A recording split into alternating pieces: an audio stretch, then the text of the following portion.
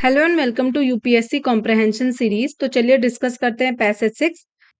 Eight the heart of agroecology is the idea that agro-ecosystems should mimic the biodiversity level and functioning of natural ecosystems. Such agriculture mimics like their natural model can be productive, pest-resistant, nutrient-conserving and resilient to shocks and stress. Passage यहाँ तक समझते हैं। Passage कह रहा है agro ecology. Agro ecology का मतलब जहां पे एग्रीकल्चर के साथ साथ इकोलॉजी भी देखी जाए। इकोलॉजी इन द सेंस वहां पे एनिमल्स भी हों, फॉरेस्ट में थोड़े थोड़े ट्रीज भी हों, एनिमल्स भी हों और एग्रीकल्चर भी हो, तो वो होगा agro ecology. Agro ecology agro ecosystem को बनाएगा, एक तो एग्रीकल्चर को भी बनाएगा और इकोसिस्टम को मेंटेन करेगा।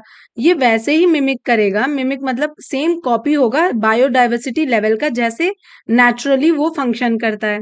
एग्रीकल्चर में उसके natural model, productivity, paste resistant होगा, न्यूट्रिएंट कंजर्विंग होगा, न्यूट्रिएंट को बचा के रखेगा, स्ट्रेस से भी रेजिलियंट रहेगा अगर एग्रो इकोसिस्टम हुआ तो। In ecosystems there is no waste, जैसे इकोसिस्टम में कोई वेस्ट नहीं होता। Nutrients are recycled indefinitely, nutrients बनते हैं फिर रिसाइकल होते रहते हैं, वहां पे कुछ भी वेस्ट नहीं होता। Agro ecology aims at closing nutrient loops, that is returning all nutrients that come out of the soil back to the soil, such as through application of farmyard manure. ये लाइन क्या कह रही है कि agroecology जो nutrient का loop है, कमी होती है, उसको पूरा करता है। कैसे पूरा करता है? अप्लाई करके फार्म यार्ड मैन्योर को अप्लाई करते हैं और एग्रोइकोलॉजी में न्यूट्रिएंट की जो कमी होती है, जो लूप होता है, उसको सॉइल में फिर से वापस कर देते हैं।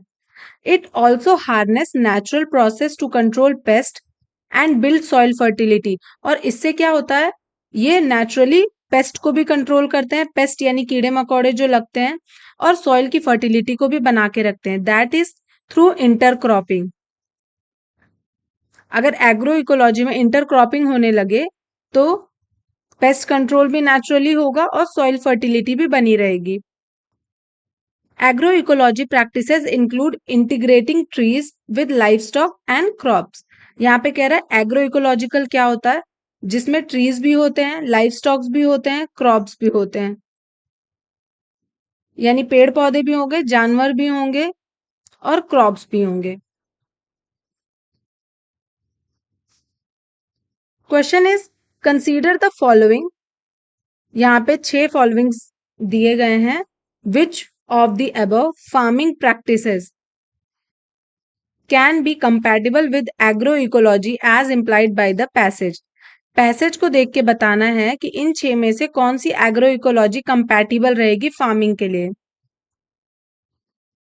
ऑप्शन 1 है कवर क्रॉप। कवर क्रॉप वो क्रॉप होते हैं जो कल्टीवेशन के लिए नहीं देखे जाते, सिर्फ एग्रीकल्चर में सॉइल की फर्टिलिटी को मेंटेन करने के लिए किए जाते हैं, ताकि सॉइल फर्टाइल रहे। और पैसेज भी ये बात कर रहा है कि सॉइल में फर्टिलिटी बैक आती है फार्मयार्ड मैन्योर से। तो अगर ऐसे कवर क्रॉप्स को कर दिया जाए तो ये फार्मयार्ड मैन्योर का काम करेंगे। तो ऑप्शन 1 करेक्ट है। हाइड्रोपोनिक्स की कहीं पे बात नहीं हो रही। हाइड्रोपोनिक्स वैसी खेती होती है जो पानी में पौधे उगाए जाते हैं, उन्हें हाइड्रोपोनिक्स कहते हैं। तो हाइड्रोपोनिक्स की बात नहीं हो रही है।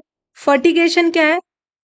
तो दोनों की कहीं भी पैसेज में बात नहीं हो रही, ना फर्टिलाइजेशन की। और इरिगेशन के साथ फर्टिलाइजेशन करना, फर्टिगेशन का मतलब होता है पानी में मैन्योर मिक्स करके, वाटर में मैन्योर मिक्स करके